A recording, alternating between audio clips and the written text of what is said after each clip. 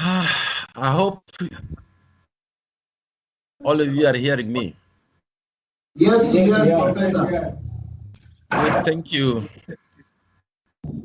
I've just been admitting you, and of course, I'm very worried that there is a lot of electricity supply interruption. We understand. We understand. The what? We get it. Charlo, what are you saying?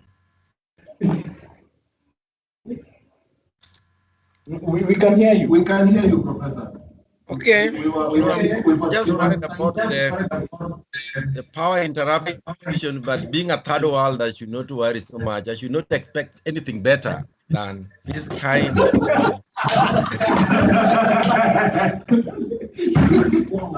course, what do you expect? And it is you people, who are trying to do such things, and you lack integrity, you lack competence, you do such dirty jobs. I know it is serikali, but it employs people who are engineers like you. And substandard, Professor. You cannot even establish a stable electricity supply. You can't even put good infrastructure for electricity supply. I think you're not so hopeless. You are just working by African standards.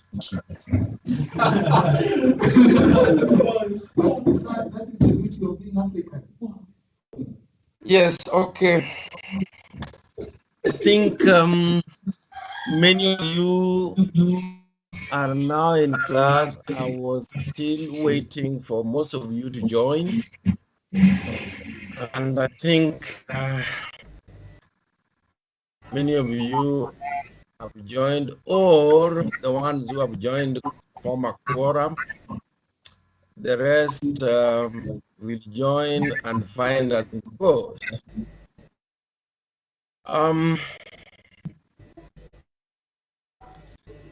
I've just posted the course outline in the Google Classroom.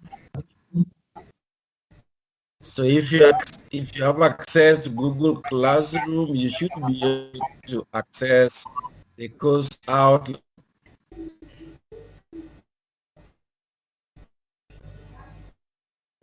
That is good for now. Now, from where we left last time,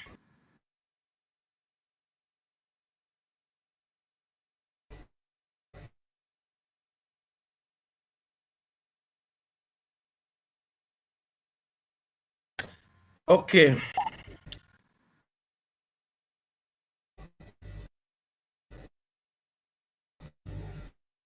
Brian, you are disturbing my site.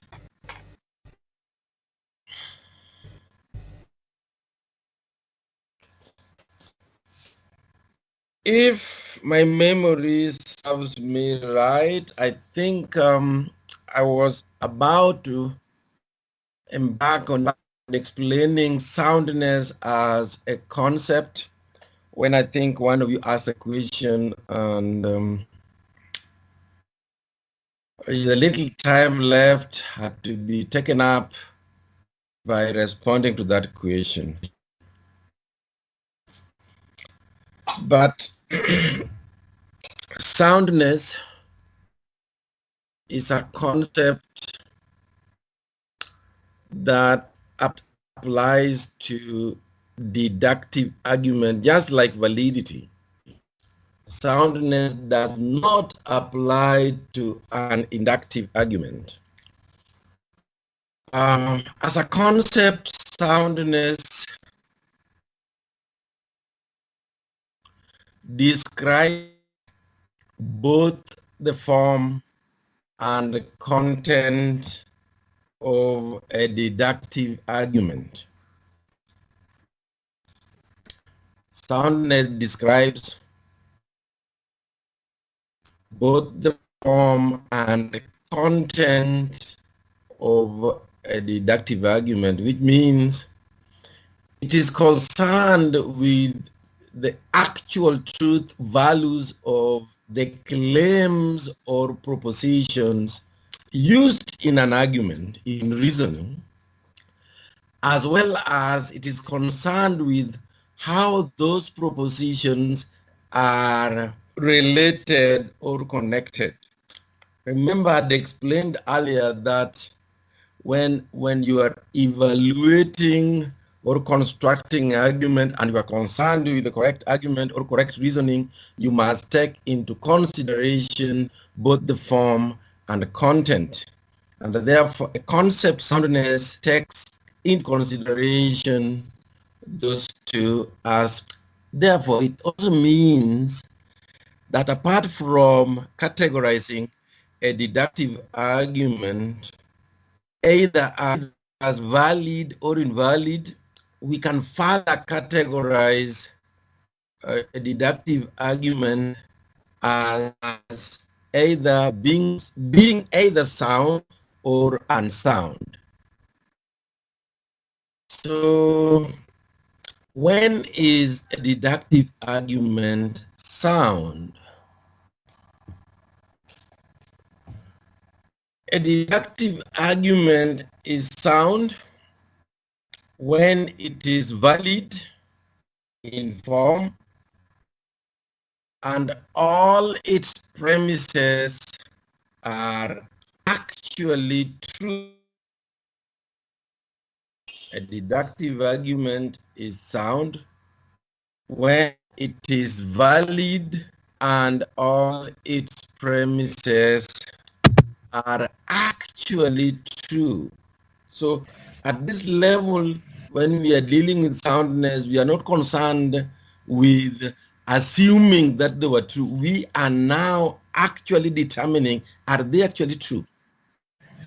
Because remember, we said one of the reasons why we engage in reasoning or an argument is to establish a justified truth and hence acquire a sound knowledge.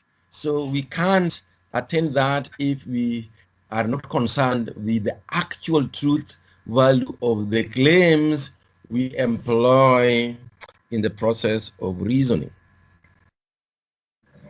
But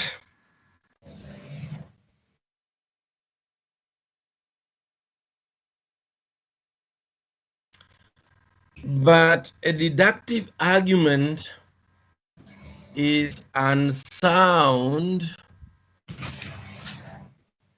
when either it is invalid or at least one of its premises is actually false.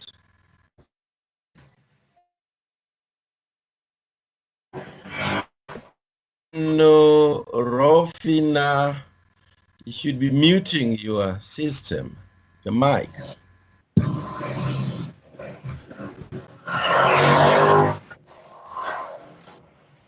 Wow.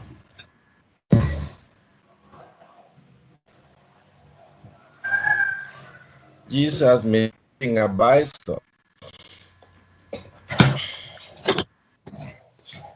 Okay, I've used some logical statements here which I think I should explain when explaining soundness. I've said that a deductive argument is sound when it is valid and all its premises are actually false. I've used the word and. That means both two conditions must be fulfilled if a deductive argument is to be sound. It must be valid and, not or, and all its premises must be actually true. But if it is invalid, or it may be valid, but it has at least actually false premise, then the argument is unsound.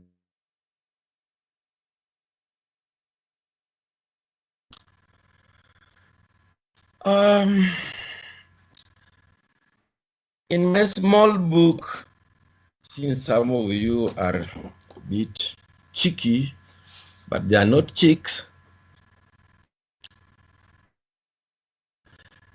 I've given some argument which some of you may have seen, but I first saw it in a Matatu so many years back, maybe in the 1990s. And I want you to listen to what I read from a poster in a Matatu. It goes like this. All people who drink alcohol get drunk. All people who drink alcohol get drunk. All people who are drunk fall asleep. All people who are drunk fall asleep. All people who are asleep commit no sins. All people who are asleep commit no sins. All people who commit no sins go to heaven.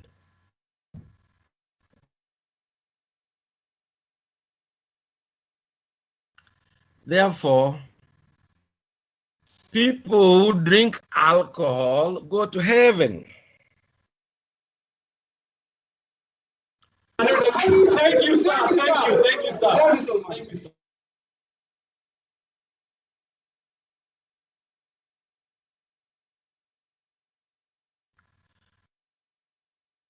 Let me repeat again. All people or people who drink alcohol get drunk. Those who are drunk fall asleep. Those who are asleep commit no sins. Those who commit no sins go to heaven. Therefore, those who drink alcohol go to heaven. Chalo, you are playing too much. You are too playful. I hope you are over 18 years old. Now, look at that argument. Is it valid or invalid? That's the question you should ask yourself. Definitely, it is a deductive argument. And a deductive argument is either valid or invalid. Alternatively, it is either sound or unsound. Now, is that argument valid or invalid? Anybody in that class who has a well-functioning brain can try to answer that question. Or anybody in class who believes or thinks he or she has a well-functioning brain can try.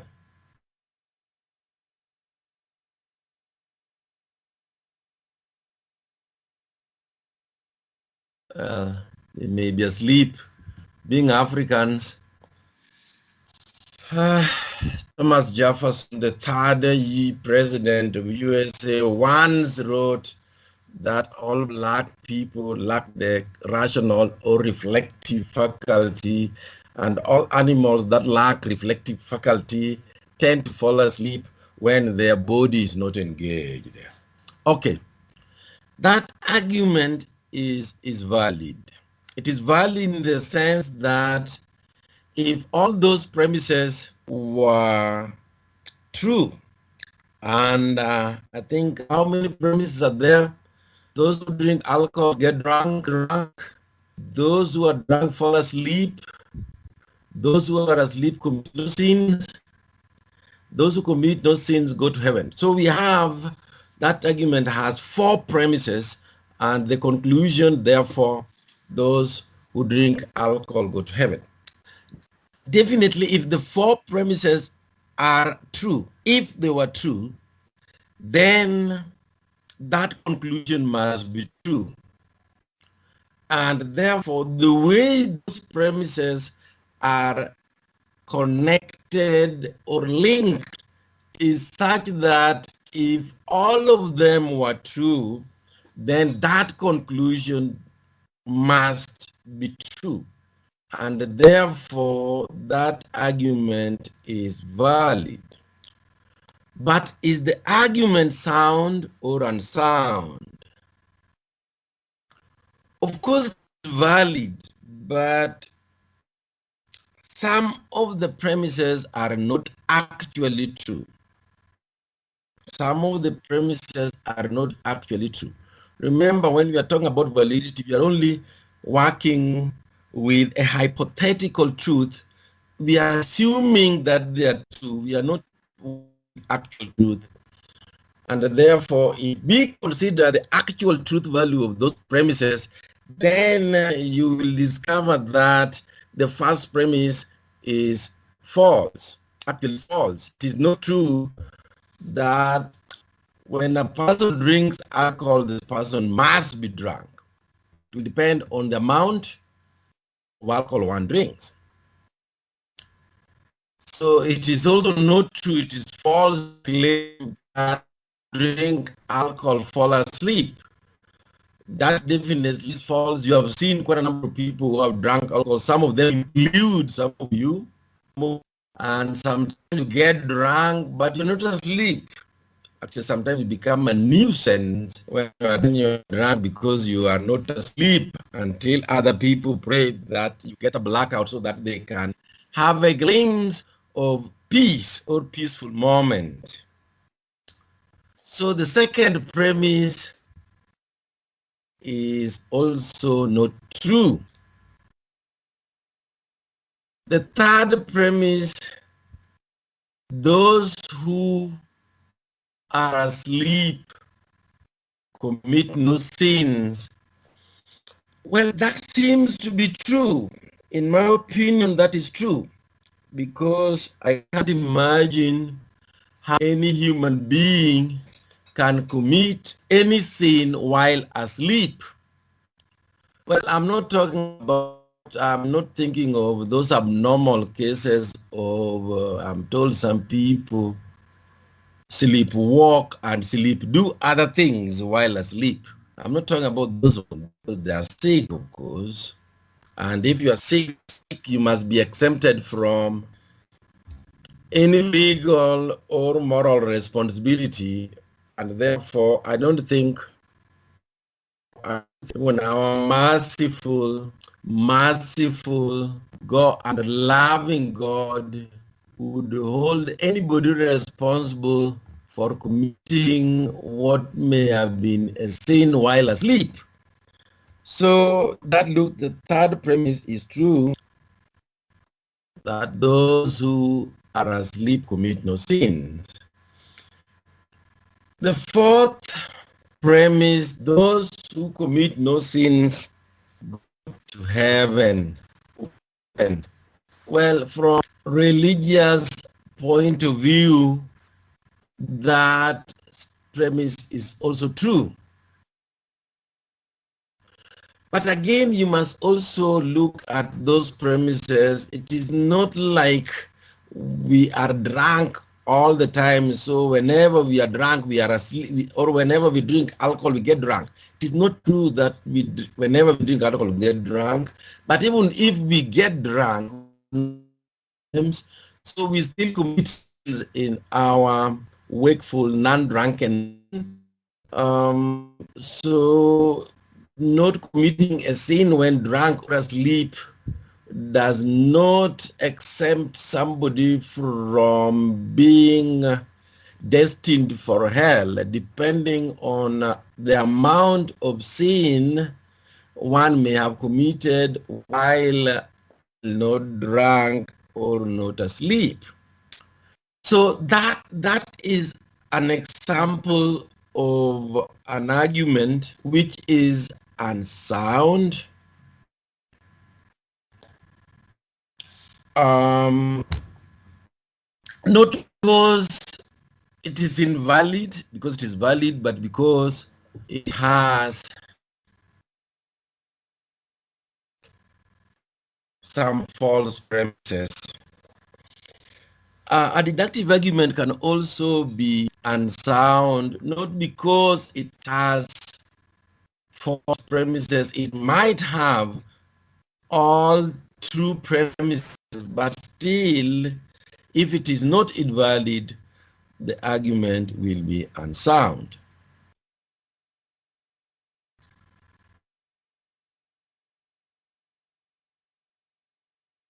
Is the concept of soundness. I'm thinking of an example.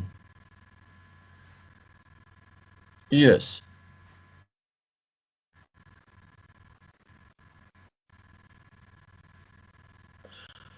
Yeah, okay.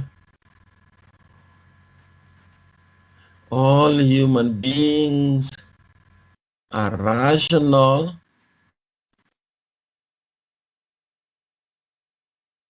Yes, all human beings have the capacity to reason. I don't want to say rational because um, some have the capacity to reason, but they hardly reason.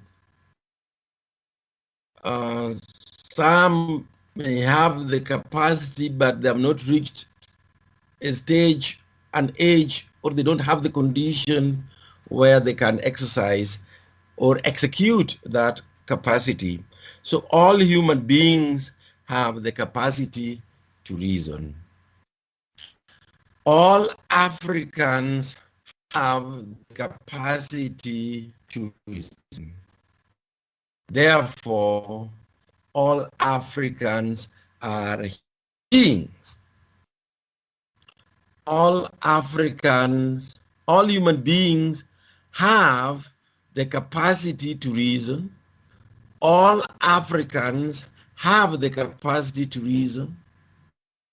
And therefore, all Africans are human beings. Now, if you look at that argument, because it is a deductive argument, it is invalid. It is invalid. But all or both of its premises are actually true. It is actually true that every human being has a potential. It is also true that Africans have the capacity to reason. Well, I did not say the conclusion must be true. I just said all the premises must be true. But in this case, even the conclusion is true that Africans are human beings. But the way those two premises are arranged, and therefore the way they are presented or the way they are connected, they don't necessarily mean that Africans are human beings. So that argument, despite having all actually true premises, is unsound because it is invalid. Remember, I said earlier that actual truth value of premises or propositions used in an argument do not determine, do not affect, do not influence the validity or invalidity of an argument. Because when we are talking about the form of an argument, the structure of an argument, we are only talking about the arrangement. And we are just assuming that the premises are true and focus on the arrangement. And the arrangement has nothing to do with whether individual propositions used are actually true. Now, so an argument is invalid, then we say that argument has a defective form.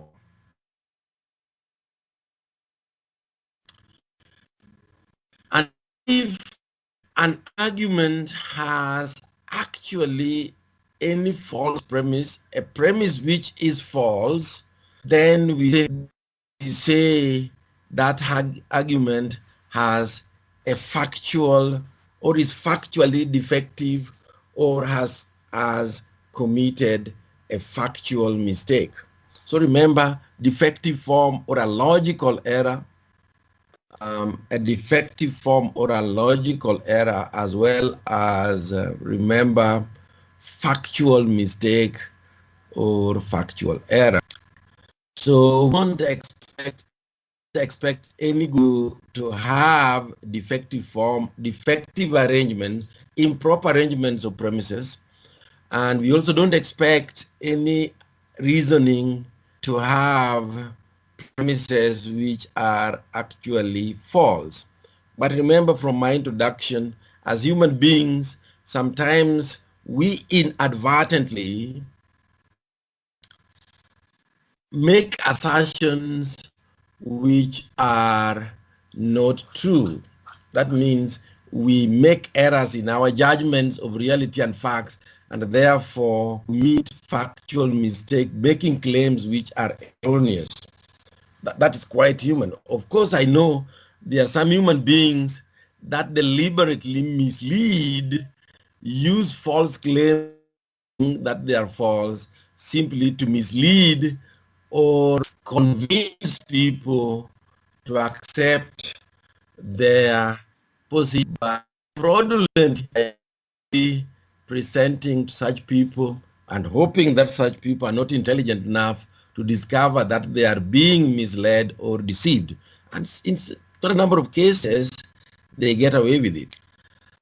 The other concept, so I've talked about argument, I've talked about validity, now I've talked about soundness. So I'm moving to the fourth concept, which is also very basic, and you must, or you are advised to understand is strength.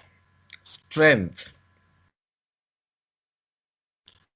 The concept strength describes the form of an inductive argument. Describes the form of an inductive argument. Don't confuse the two, because some students do. And I am very sensitive to such confusions. How you describe the form and content of a deductive argument is totally different from how you describe the form and content of an inductive argument. So whereas in deductive argument we use validity to describe the form or structure, or and also use soundness to describe both the form and the content. In an inductive argument, we use to describe its form, to describe the relationship between its premises and its conclusion. So form describes the relationship or the form relationship between premises and conclusion of an inductive argument. That is what we call form. Yes, that relationship between premises and conclusion is called form. So in a way, strength that describes the form of an inductive argument. And the form of any argument is the nature of relationship between its premises and conclusion. Well, I wish some of you get confused, because it gives me pleasure when students are confused, because that is the only consolation that I'm blessed and believe is a better human being. Therefore, unlike a deductive argument, which we either describe the form as valid or invalid, the form of an inductive argument is a matter of variation. So it is either very strong, let's describe it, either very strong, it is either strong, it is weak, very weak, or we can even say worse. So that's how I describe the relationship between premises and conclusion of an inductive argument. So an inductive argument is strong or very strong.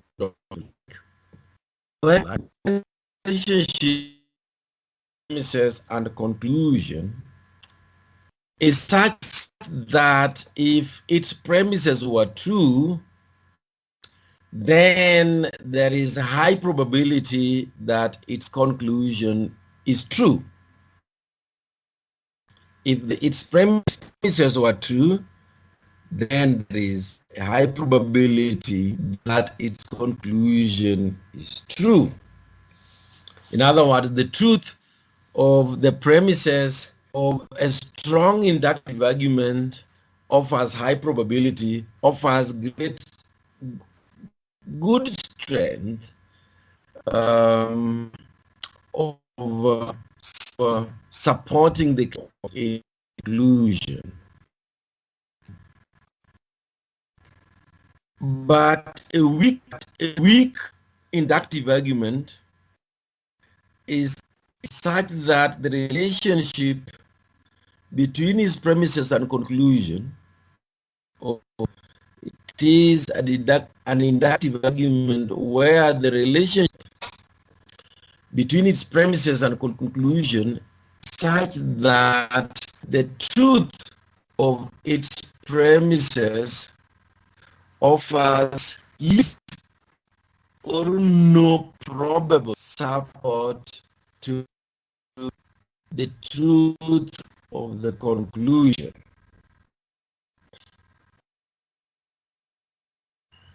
So in such an argument, of course, even if premises were true, there is very little probability of its conclusion being true, or there is none at all. So where the premises of least probable support or no support, the claim of the conclusion, we say an inductive argument is weak.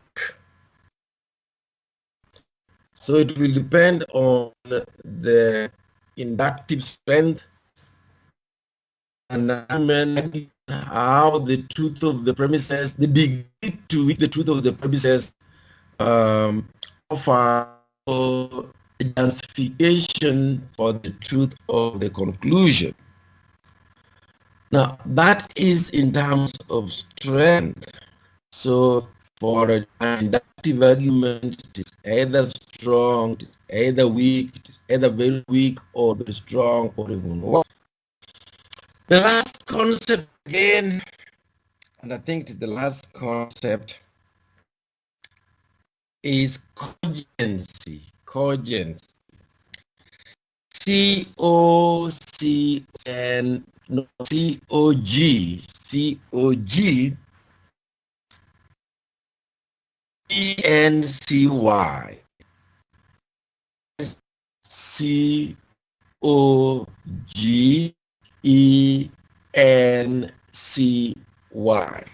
Some students put in write N before G, but that's wrong. It is not congency, it is cogency.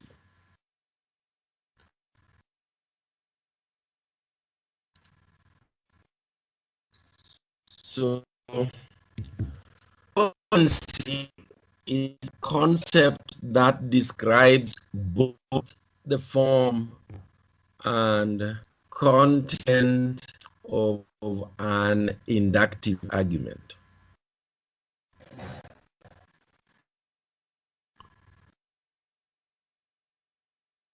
can see quite a number of you still come to class very late, but anyway, all of you all come from diverse historical and family backgrounds. So we use the concept cogency when we are describing a combination of form and content of an inductive argument. So apart from just explaining explaining the form as either being strong, very strong, weak, very weak, we can also further subdivide or evaluate, categorize an inductive argument as either being cogent or uncogent. Cogent or uncogent, not cogent, of course. An inductive argument is cogent, an inductive argument is cogent when it is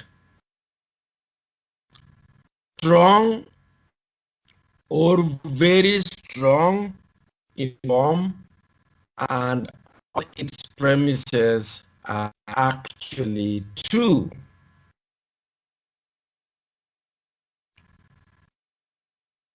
An inductive argument is cogent when it's strong or very strong and all its premises are actually true.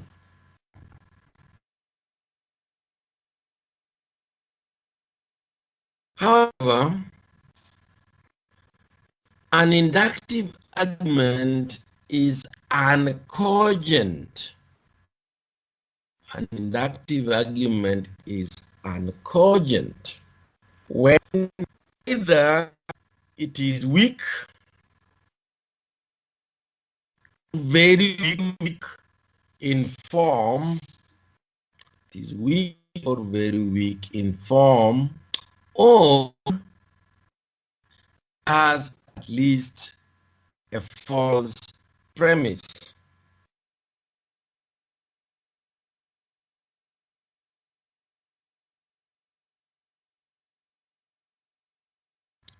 So again, it is not very different. The requirement is not very different from a deductive argument. We expect the form to be good, so it must be strong or very strong. We expect content to be truthful, so its premises must be actually true.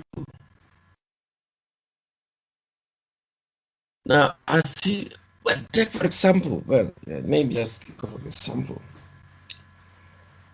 If somebody says that the next president of Kenya is likely to be a woman because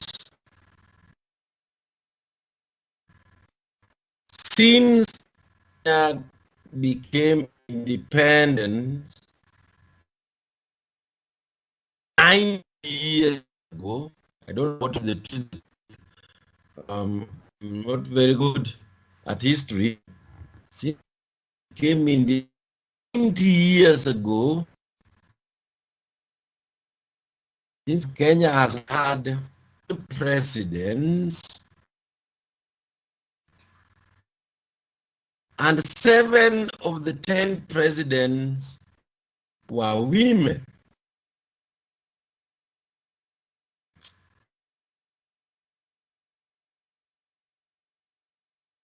So definitely, according to that person, the next presidential elections in Kenya is likely to yield, to result into a woman being president. Kenya has been having presidents, 10 presidents in the last 90 years, and 7 are women, only 3 were men. So the next president of Kenya is most likely to be a woman. Well, that's an inductive argument, of course. But is it strong or weak? If it were true that Kenya has been independent for 90 years, during which it has had the 10 presidents, of the 10 presidents, 7 had been women and only 3 men. Therefore, if all that are true, then most likely the next president of Kenya will be a woman. Because we are assuming that the very factors that enable more women to be elected president are still constant. But you see, in probability, you can't rule out any chance we may have for the first time, for the fourth time, a man being president. Because it is not, the premises don't really make absolute claim that if 7 have been president, then the next president must be a woman. Now, the argument, yes, is strong, but is it cogent or uncogent? Is it Kenya has had 10 presidents, and of the presidents, 7 were women? And is it true Kenya has been independent for 90 years? Of course, I will not be surprised that some of you don't even know for how long, for how many years Kenya has been independent. It is possible because being a Kenyan and having been in the education system of Kenya the rest of my life, actually, and being a significant and active participant in the education sector of this country, I've had a sustainable misfortune of hearing many so learned people, many leaders in this country belittling other subjects like history, and therefore either some of you never got interested in history, or you are not taught history, or you are not taught correct or proper history, or you are not taught correctly. It's possible you don't even understand the history of Kenya. But for us who understand, yes, Kenya got independence in 1963, so it is not true it has been independent for 90 years. So it is false, and it is not true Kenya's had 10 presidents. That is also false. Kenya's had 4 or 5 presidents. I don't know why some people think that 1982 coup had created a president briefly. Well, I doubt whether any of you was born in 1982 when we had the last coup for some hours. How many hours were they? Around midnight, midday. Yeah, around 16 hours or so, or 20 hours. We had a coup, a military coup in Kenya in 1982, August 1, 1st of August, yes. So definitely that, though it is strong. Now, those are very important concept terms we use in logic. Argument, you must know. Form of an argument, which is either validity or strength, depending on which. So we use validity, argument, validity, soundness, strength, cogency. But on top of that, you need to know also what is a proposition, what is a statement, what is the difference between a proposition or a statement and a sentence, what is truth value. In logic, the term truth value. You also need to know what is a premise and what is a conclusion. Yes, sometimes students confuse the two. conclusion and premise.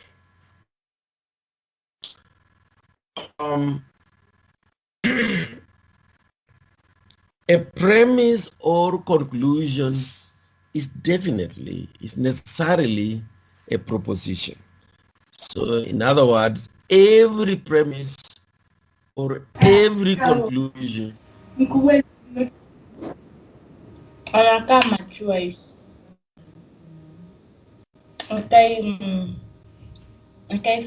are you talking? These students, hello, Rebecca.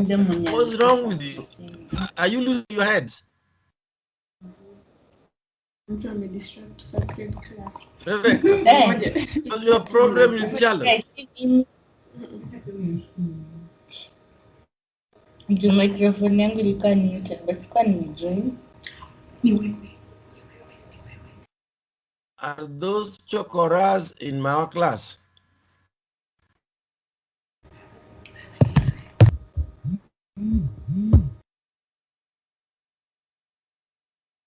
Yeah, you know, some of you may have been chokoras and they tried to rehabilitate you, but their rehabilitation was not very complete or not very successful. So you still manifest some traits of chokoraism occasionally. Yes, so I was learning that premise and sometimes students confuse the term premise and conclusion. Every premise or every conclusion is a proposition, but not every proposition is a premise or a conclusion. What do I mean? That the term a proposition only becomes a premise within an argument.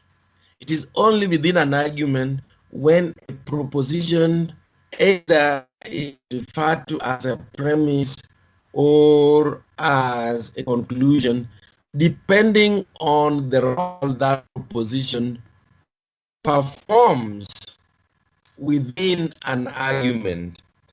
But any proposition outside an argument cannot be called premise or conclusion. So the difference. The second thing I need to, well, basically have covered the basic concepts of logic, but I need to make some clarification too. Not every set of propositions is an argument, because we said an argument is a set of propositions. But I went further to explain that this set of propositions must be related in such a way that at least one proposition claims to justify the truth of another proposition. So it is not just having a set of propositions somewhere, and so long as you see not two or three, not 2, 3, 4 or more propositions, say, well, there's an argument. So there must be a particular relationship, and a relationship that relates or pertains to a claim that if this particular proposition within this set is true, then this other proposition must be true or probably true. Now, to further help us differentiate a set of proposition which is an argument and a set of proposition which is not an argument, sometimes we use what we call inference indicators. Inference indicators. Inference basically, okay.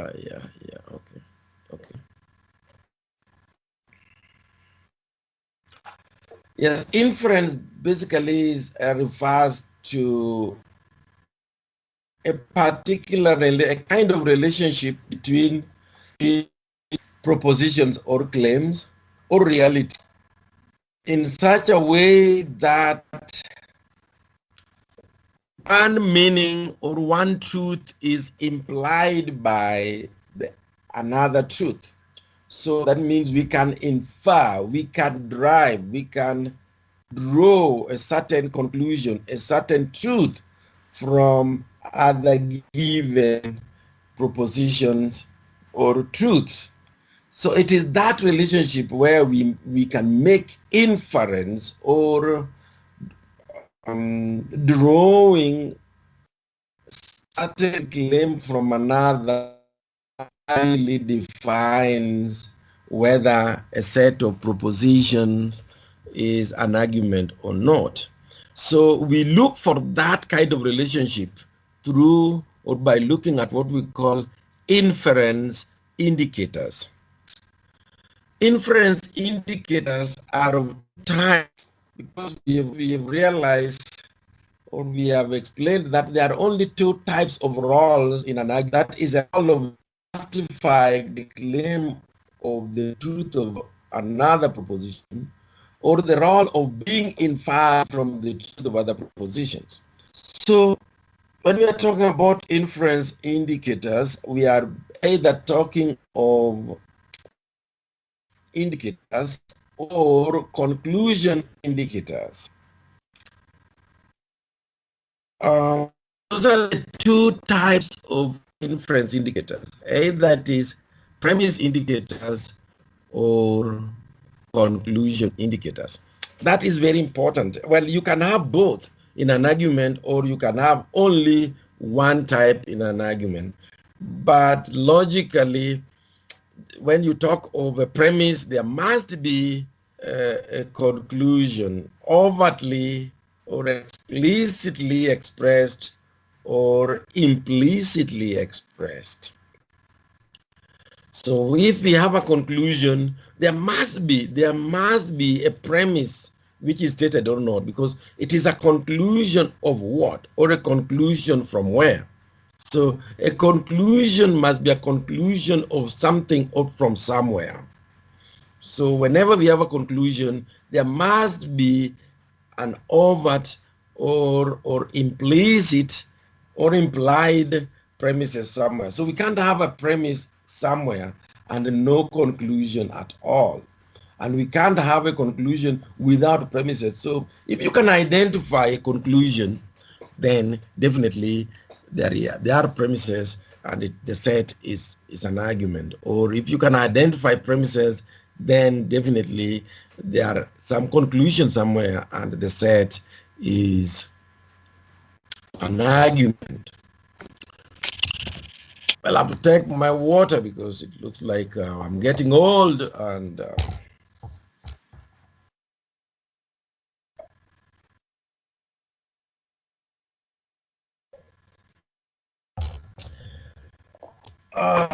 my throat is getting dry.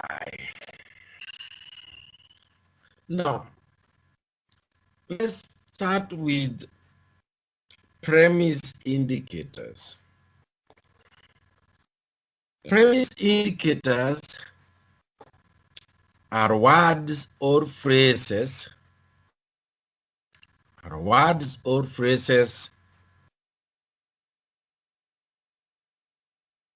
that point to the presence of a premise.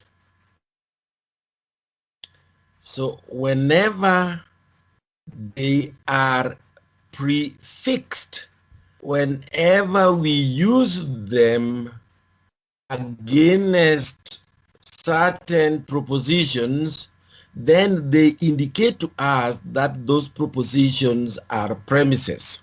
That is why they are premise indicators. They indicate to us which propositions are premises. They are words or they are phrases that point to premises. They are called premise indicators. These words include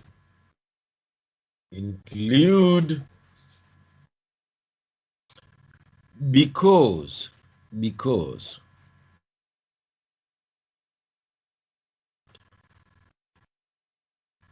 since, because, if,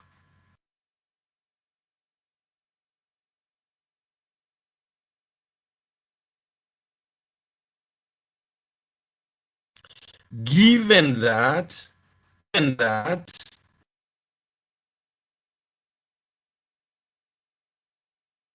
mhm,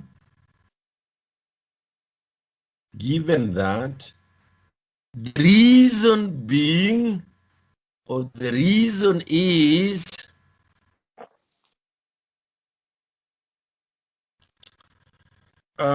yes, that's some of the premise indicators. I'm trying to think how many there are.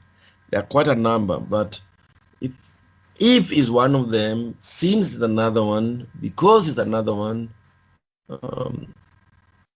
provided is another one, the reason being, or the reason is, so I can say yes, since you are an African, therefore you're black. Because some people think that being an African is essentially or necessarily implies being black. And the conclusion indicators, of course, are words or phrases that point to a conclusion. And they include words or phrases such as therefore, thus,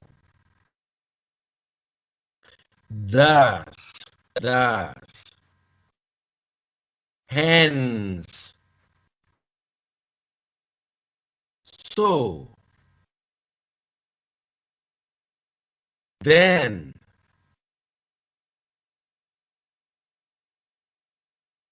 consequently.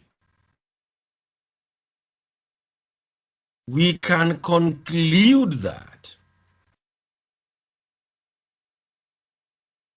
We can infer that. We can deduce that.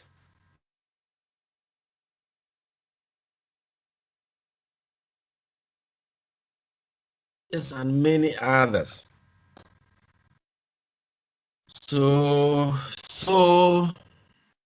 therefore, hence, thus, consequently, yeah, those are conclusion indicators.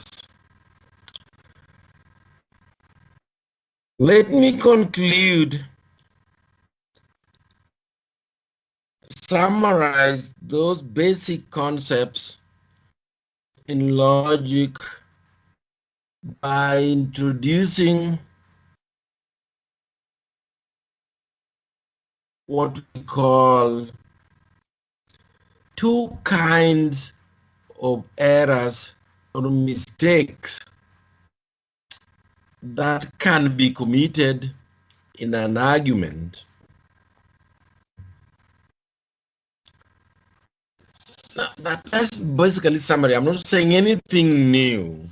If you have been following my lectures from Friday, then you must have realized that when we are arguing or when we are reasoning, there are certain errors or mistakes that we make. But we are saying any argument or any reasoning can commit two types of errors or types of mistakes.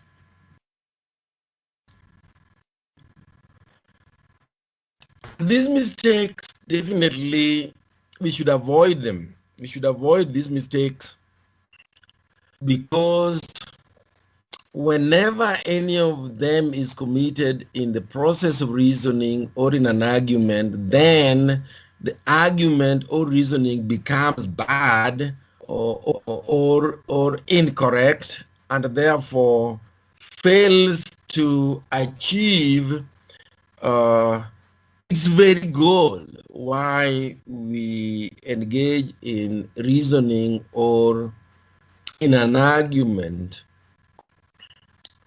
The first kind of error or mistake that can be committed in an argument in general, whether inductive or deductive, this mistake can be committed in an argument, and we should avoid it. It's called factual mistake or factual error. Of course, it is a mistake of fact or an error in fact when we make an erroneous judgment of reality and consequently makes a claim about that reality which does not correspond to how that reality actually is, then our judgment is false, and the proposition expressing that judgment commits what we call a factual mistake or a factual error. Well, I've talked about quite a number of things, that when we make judgments about reality and we make erroneous judgment, an assertion based on that judgment, then that assertion we make, whatever we assert, which is always expressed as a proposition or statement, becomes false, and our judgment commits a factual mistake. So when we come to an argument, a factual mistake is committed in an argument where an argument has at least a false premise, a premise which is actually false. So whenever a reasoning or argument employs a premise which is actually false, then that reasoning or that argument commits a factual mistake.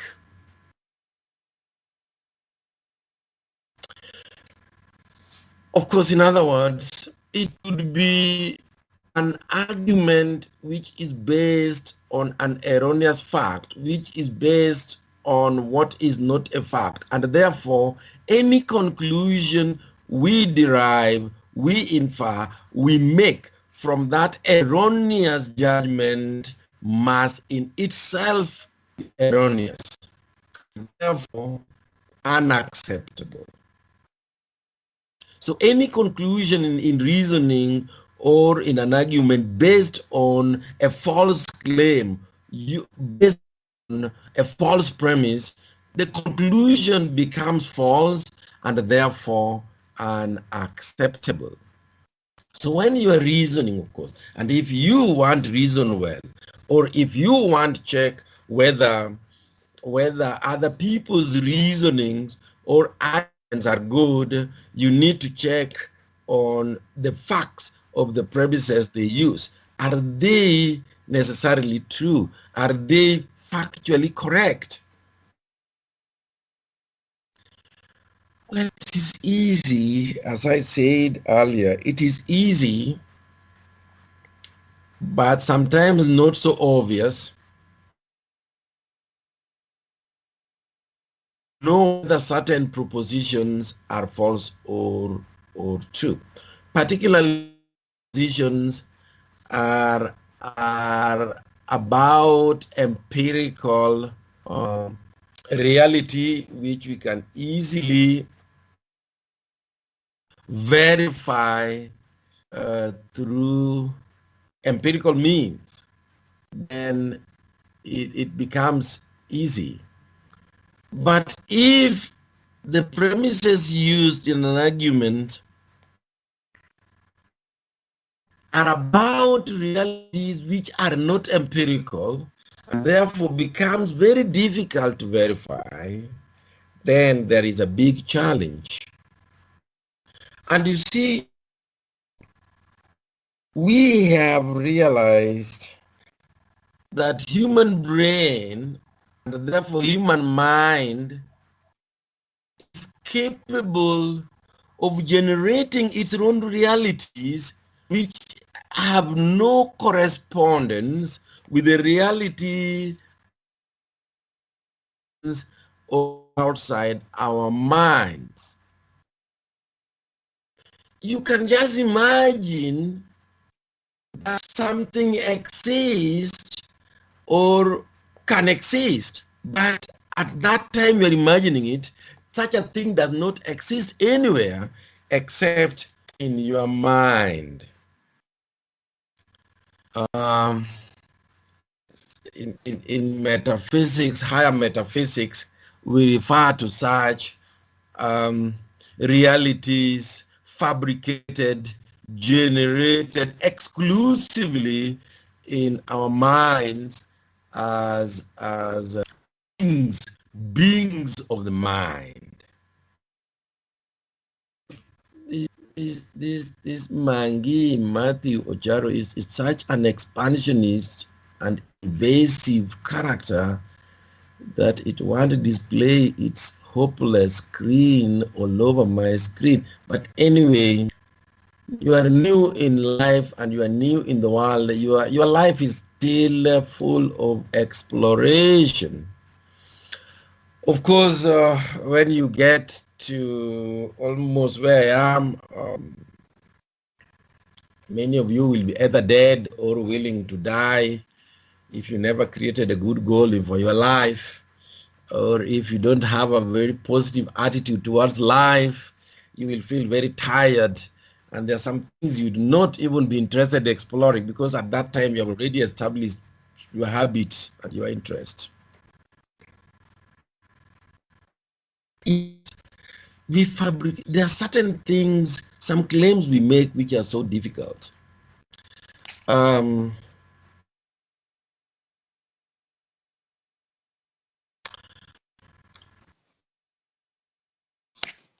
I know when I make these because yes, I think witchcraft must be real, but it is too subjective. Some of you come from families where they practice witchcraft, or they are sorcerers, they are wizards, they are witches. Some of you probably have been inducted into any of those arts or skills if they are. And some of you may have been told that you are victims of such kind of acts, but all the same. But sometimes it's so difficult to verify whether somebody successfully carried out any of those skills like witchcraft or sorcery, because there are certain acts that we may see people do, but we are made to believe that those acts have certain powers that we don't see and which can affect people, other physical objects, somewhere negatively or positively.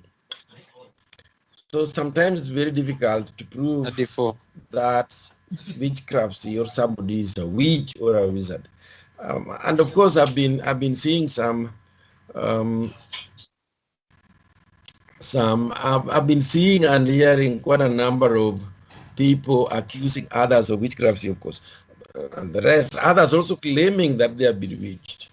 But even if you have been made to believe that, if you have no control over it, then possibly you should have some courage. And I think that is one of the reasons why these conventional religions are very useful, that you can always, you have an alternative source of power. You can run to God or to Jesus and feel like you are protected. Of course, we talk about soul and spirit.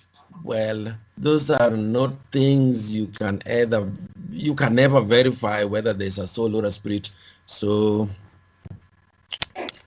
there's no way you can. Whether there is hell or there is. Hey,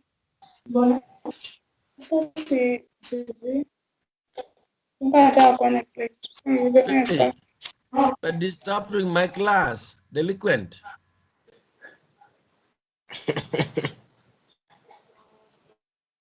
Hello, Maggie.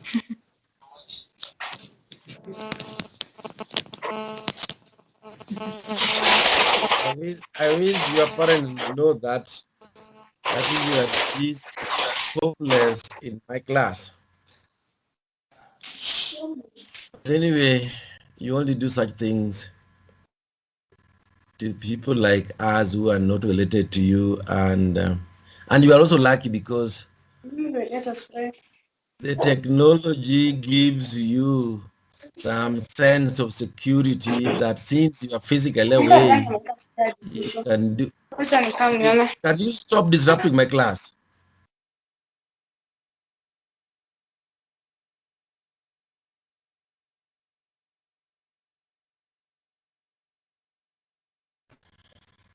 I'll move on. Yes, things like when we make claims about, and I talked about metaphysical realities in my introduction, sometimes as human beings, our minds create or recognize, I don't know which is the case, certain realities which are not empirical.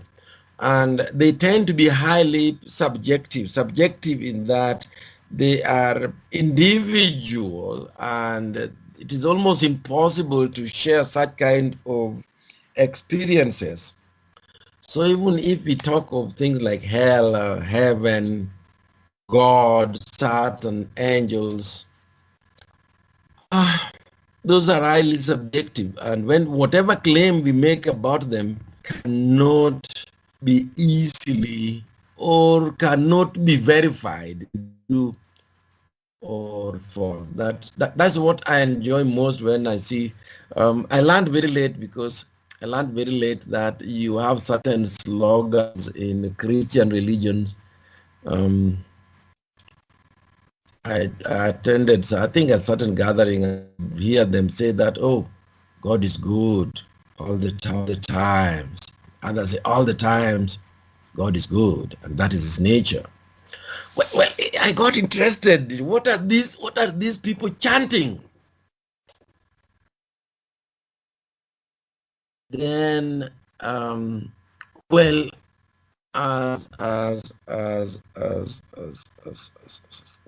philosopher or an admirer of philosophy, I started thinking about how do these people know God is good all the times? All the time, God is good, and that is his nature. Well, there's no way. If I say God is good, there's no way you can say that what I'm saying is true or false, actually. Since I'm saying that it is good, you will have just to accept that is good because you cannot prove that I'm wrong or my statement is false. Yet, one of the paradoxes in logic is that whoever makes a claim first, however foolish, false, silly the claim is, you must give that that person the benefit of truth. You must assume that what you said or she has said is true until you prove otherwise, that it is not true. And that requires that you must present evidence, or you must build a set of premises, claims that would prove that whatever the other person claimed to be the case is not the case.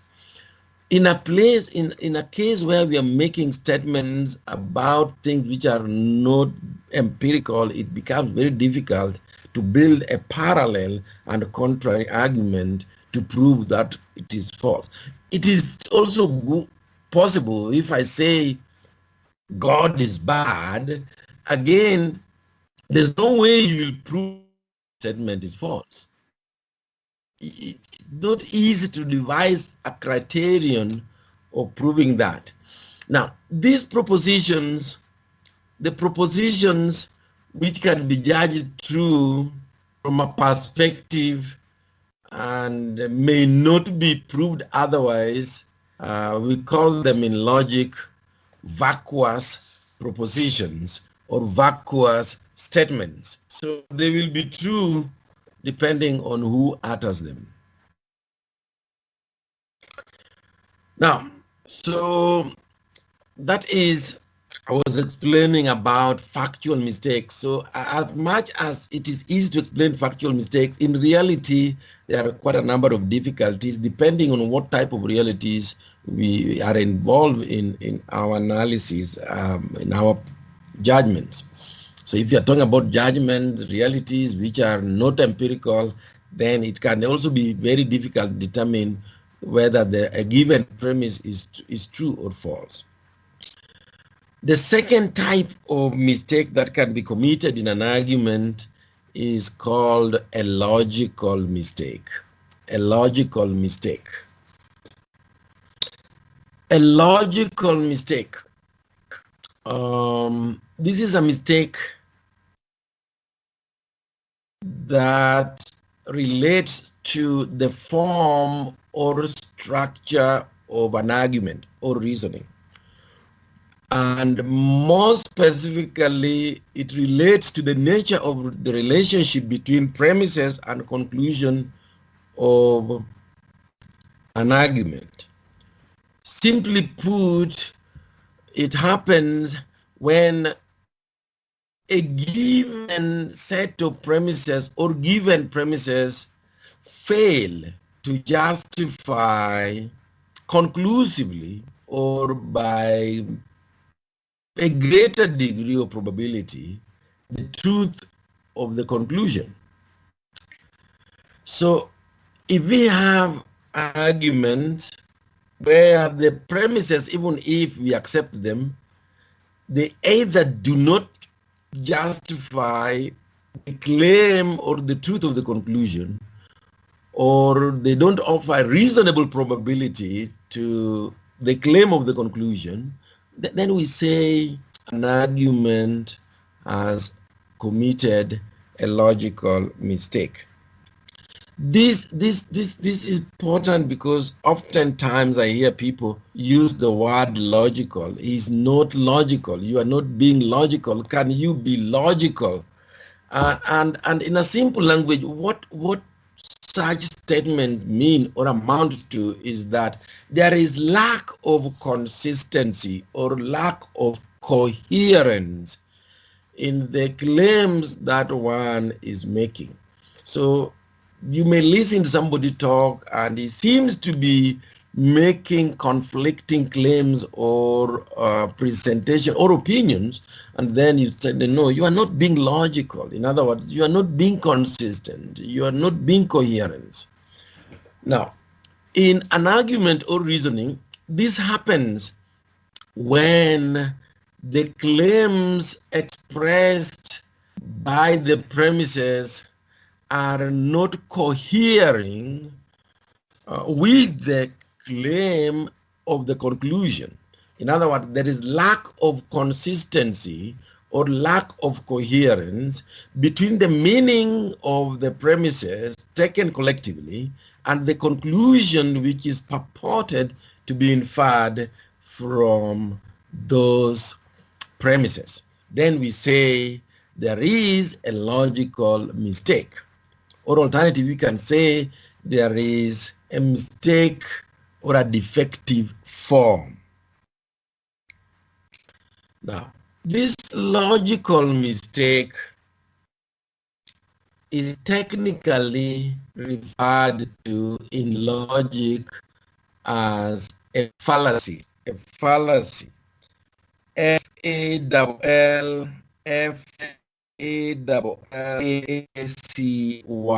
Fallacy. Again, don't confuse a logical mistake with a factual mistake. A factual mistake is simply referring to a premise used in an argument or reasoning which is actually false. But a fallacy or a logical mistake pertains to lack of premises justifying or establishing the truth of the conclusion. So whenever we use the word fallacy, just the word fallacy itself, or this is a fallacy, we are simply saying this is a defective argument. This is a defective reasoning, and defective in a special way that the premises given do not justify the conclusion given. So a factual mistake is not a fallacy. Just get that clear. Factual mistake is not a fallacy. So it must be. So what then in an argument is a fallacy? It is to do with the defective form, and therefore remember the two concepts that describe the form of an argument. There is validity that describes the form of a deductive argument.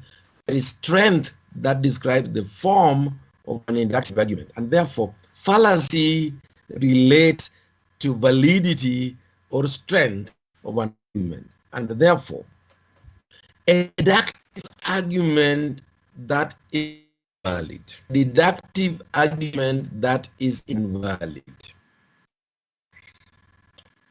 or an inductive argument that is weak or very weak commits a logical mistake, commits a fallacy. Because either type of argument or reasoning, the premises fail to justify the truth or claim of the conclusion. Sometimes we just say, well, it is a fallacious argument, it is a fallacious reasoning. So you can say it's fallacious reasoning, fallacious argument, or it's a fallacy. But whenever you use the word fallacy, we are basically describing a defective argument, an argument which is defective in form. Now, this end of this no. There's nothing like a logical fallacy. Yeah, why are we just asking what the difference between a logical fallacy and what? Let me just see that.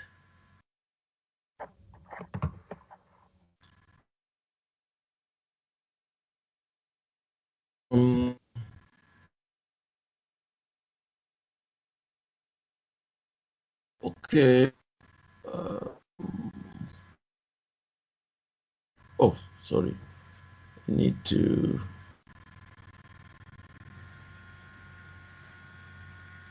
Difference between a logical fallacy and a strawman argument. Okay.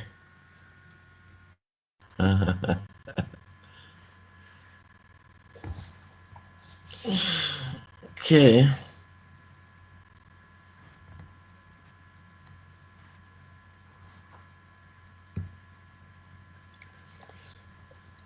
Yeah, one of you is asking what's the difference between a logical fallacy and a strawman argument.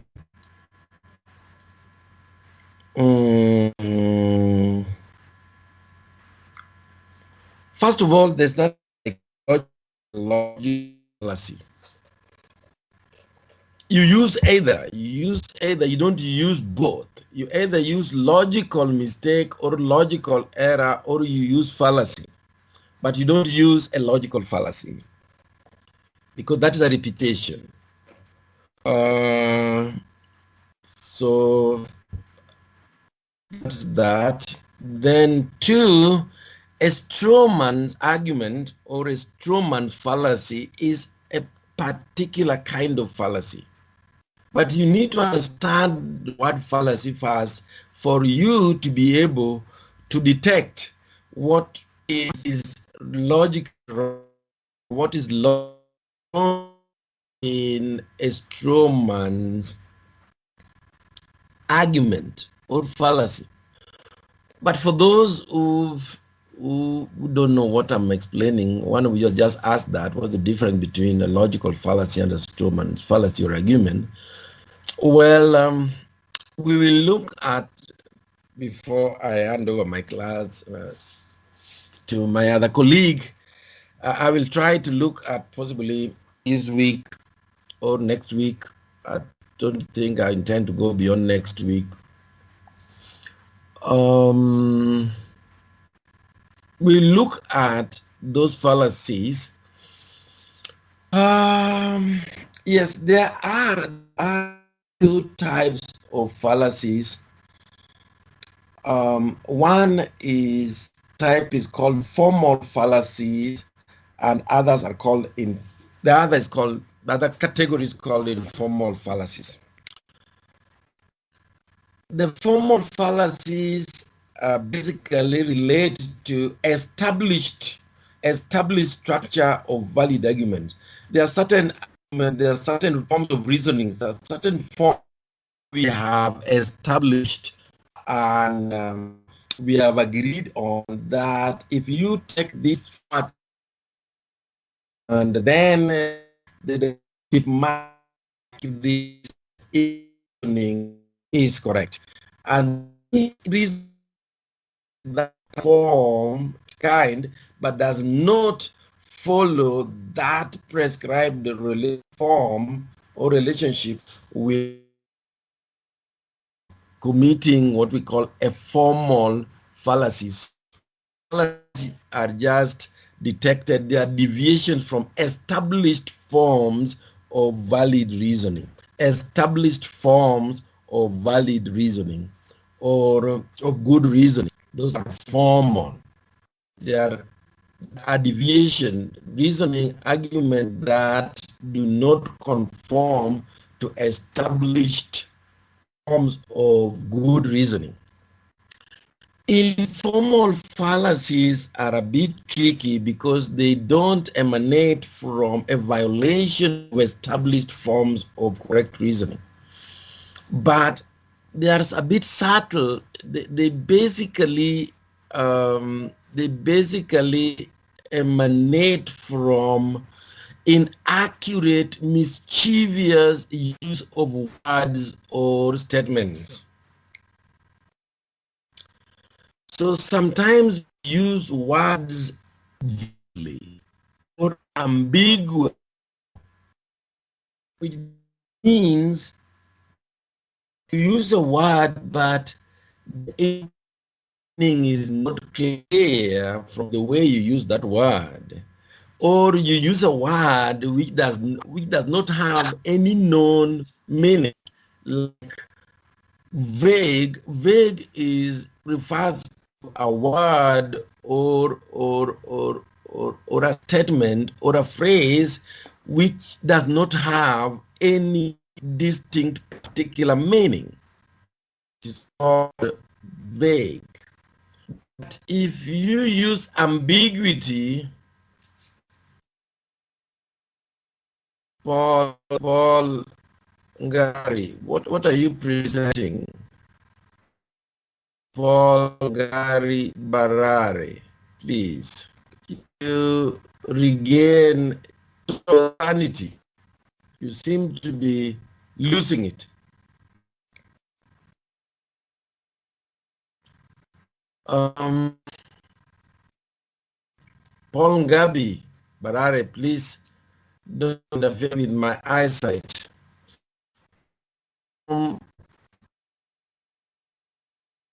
So when we use ambiguous and vague, and notice ambiguous or ambiguity refers to a use of word or phrase that has clear meaning, more than one clear meaning. It could be 2, 3, 4, 5 clear meanings. But you use that word or you use that phrase in a context where the intended meaning is not clear. So the statement or word is subject to various interpretations, and then that becomes ambiguous. So if you use such words in an argument, then it means different people can make different conclusions because the premises are either vague or ambiguous, and therefore anybody can draw any of the possible meanings that are expressed by the ambiguous or vague premises. Now, strawman is a type of reasoning where one, instead of addressing to a particular form of reasoning, kind of reasoning, decides to distort an argument, make it weak, look so weak, and then dismisses the weak argument, which is its own distortion, but then believes that he has debunked or rebutted the argument he was responding to. That is what it is, straw man, because it is literally like making a straw of a man. You have seen cases of effigies, like the other time I saw in some, I don't know whether it was in Iran or Iraq or Syria, one of these Islamic countries, Arab countries, made some effigies of the former president of USA, Donald Trump, and then started banning. No, I think it must have been Macron, President Macron of France. Sometimes we make a picture or an effigy of somebody we hate, then start clubbing that effigy or banning it, thinking that we are destroying the real person. But we are just destroying the effigy, which is easy. It's easy to destroy an image, an effigy, than to destroy the actual person. So we make a straw. In a straw man's argument, we make a kind of a weak argument easy to destroy. Then we go destroy that argument, and then we are under the belief that we have actually destroyed the original argument. So it is a form, a distorted form, kind of reasoning. That is what the strawman argument is. It is an informal, it could be a formal, in an informal fallacy, because one has not responded to the claims of actual reasoning. One has deviated from that, created some weak form of argument, which is a distortion, and then dismisses that distortion, and then thinks he's reasoning very well. Now, so those two, why are people still coming to my class when I'm getting out? You guys, okay, let me not bother with you. Miracle babies, maybe genetically more. Now, these two types of reasoning, therefore, makes any argument incorrect and therefore unacceptable. Any argument which is defective in form, invalid, or weak, or worse in form is unacceptable. Any argument based on false premise, mistaken facts is a bad argument. So if you want to argue well, then make sure you check your facts, premises right. They must be actually true and factually correct, and make sure you arrange them in a way that they always imply necessarily or by greater probability the conclusion you are presenting. Any argument, therefore, that commits either factual mistake or a logical mistake fails to establish the truth of the conclusion of that argument.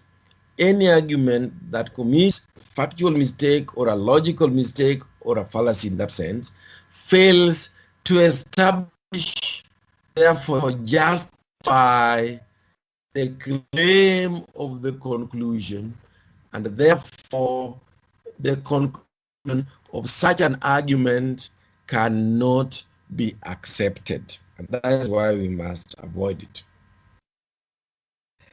I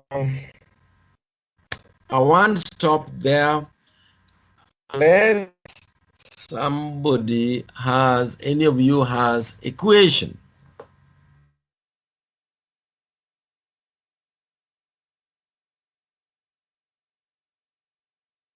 Any of you having a question?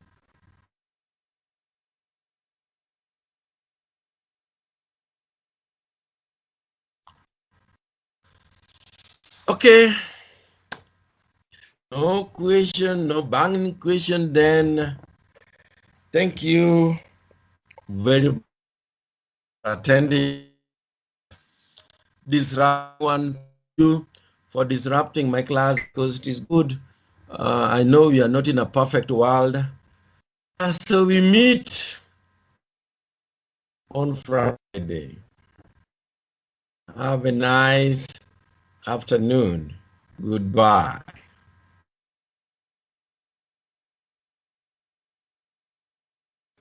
Goodbye. Goodbye. Daktari.